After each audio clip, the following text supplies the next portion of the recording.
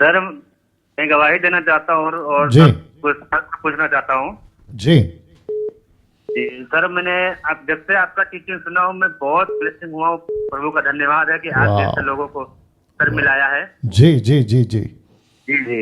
और सर मैं ये पूछ रहा हूँ, प्रश्न है कि सर बाइबल में जो बोलते हैं कि भविष्यवाणी को तुच्छ मत जानो। जी जी, लेकिन जो आजकल की भविष्यवाणी हो रही कि ए नाम वाले बी नाम वालों आपको ब्लेसिंग मिलने जा रही है, आपको वीजा मिलने जा रहा है, इसका क्या मतलब है सर? Right right right. तो आपका नाम क्या है? जी मेरा नाम है सुरेश, मैं यहाँ गुजरात से बोल रहा हूँ। गुजरात, गुजरात ना? जी जी जी। Okay wonderful. सुरेश भाई हैं गुजरात से, ये कह रहे हैं कि पौलुस कहता है कि भविष्यवाणियों को तुच्छ मत जानो, ठीक है ना? तो ये पूछ रहे हैं, कह रहे हैं साथ ही साथ कि जो आजकल चलती है, आपको आशीष मिलेगी, नौकरी मिलेगा, अलाना फलाना, आपका मोबाइल नंबर ये है, गाड़ी का नंबर प्लेट ये है, ऐसी बातें, तो इनमें और इनमें क्या फ़र्क है? तो मैं आपको बताता चलूँ, एक बार मैंने प्रचार भी किया था। जो प्रोफेसी वर्ड यूज़ हुआ है पहला कुरिन्थियों 12 में, पहला कुरिन्थियों 14 अध्याय में, ये तो दो जगह पे जो प्रोफेसी का जिक्र हुआ है ना, इसको कहते हैं, ग्रीक वर्ड, यूनानी शब्द है प्रोफेटोस। प्रोफेटोस का मतलब है फोर्थ टेलिंग। इसका मतलब ये हुआ कि प्रभु परमेश्वर उन दिनों में प्रकाशन देता था प्रचार का। क्यों? मैं आपको बताता हूँ। क्योंकि उन दिनों में बाइबल उनके हाथ में नहीं होती थी, जैसे आज हमारे हाथों में बाइबल होती है।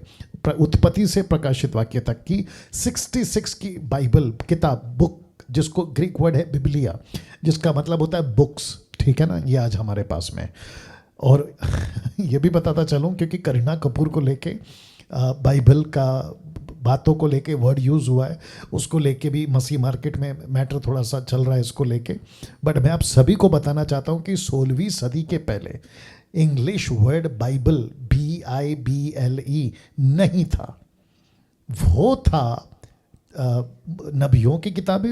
लूका की किताब 24 का 44 से आगे पढ़ोगे तो नबियों की किताबें होती थी अलग, भजनों की किताबें होती थी अलग, तोरा जिसको कहते हैं मूसा की 5 किताबें, वो होती थी अलग, ऐसे करके। तो उसके बाद जब यीशु की सेविका हुई, मैं थोड़ा ट्रैक से बाहर हूँ लेकिन मेरे को आने दीजिए इसके ऊपर भी, क्योंकि अच्छा टॉपिक है, ठीक है ना?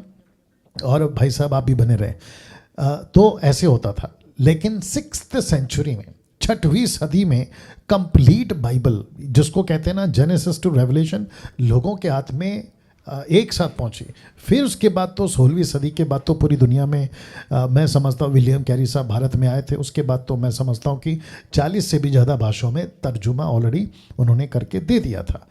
अब बाइबल के अंदर या पवित्र शास्त्र के अंदर जिस बात का जिक्र अभी भाई साहब भी कर रहे हैं, तो उन दिनों में उनके पास में बाइबल नहीं होती थी हाथ में लिखित, तो प्रभु उनको प्रकाशन देता था। जैसे यीशु ने कहा पवित्र आत्मा के बारे में कि वो आएगा, कौन? सत्य का आत्मा, पवित्र आत्मा, मेरी बातों में से तुम्हें सिखाएगा। तो पवित्र आत्मा कहाँ से सिखाते थे? मत्ती, मरकुस, लूका, योना, 4 किताबों में से। उसके बाद पौलुस को प्रकाशन दिया तो उसने 14 किताबें लिख दी। पतरस को प्रकाशन दिया तो 2 किताबें लिख दी। यूहन्ना को प्रकाशन दिया तो 3 किताबें लिख दी। या यूदा, यीशु के भाई, उनको दे दिया। याकूब, यीशु के भाई, तो उनको 1 किताब दे दी। ऐसे करके आपको जो है 6th सेंचुरी में बाइबल मिली। लेकिन उन दिनों में क्या होता था? प्रकाशन मिलता था। कैसे? मैं आपको बताता हूँ। जब पेंतिकोस्त का दिन आया तो उन्होंने क्या किया? 17 भाषाओं में परमेश्वर की महिमा करते हुए सुना, बड़े बड़े चमत्कारों की। और कॉर्नेलियुस के ऊपर उतरा तो चमत्कारों की 12 लोगों पर उतरा, पहला प्रेरितों का 19 अध्याय में। तो लिखा है कि अन्य भाषा मतलब ग्लोसा, नॉट जिब्रिश, और साथ में भविष्यवाणियाँ, तो मतलब प्रचार करने लगे। तो उसको पौलुस कहता था कि जब कोई प्रचार आता है, प्रॉफिटोस, ठीक है ना, उसके रूप में, तो उसको तुच्छ मत जानो। क्यों? क्योंकि उन दिनों में लिखित में कुछ नहीं होता था। तो वो प्रोफेसी, और आजकल जो क्रिश्चियन मार्केट में, इसलिए वर्ड यूज़ कर रहा हूँ क्योंकि आप जानते हैं क्या मेरा मकसद है बोलने के पीछे, ये अलग है, तो वो एक्सेप्टेबल है। लेकिन आजकल जो चल रहा है ना कि मसीह लोग मसीह के ऊपर ही प्रोफेसी कर रहे हैं। पहली बात तो ये गलत है कि मसीह के ऊपर मसीह प्रोफेसी कर रहा है, मैं प्रभु का दास हूं, तू ऐसा करेगा।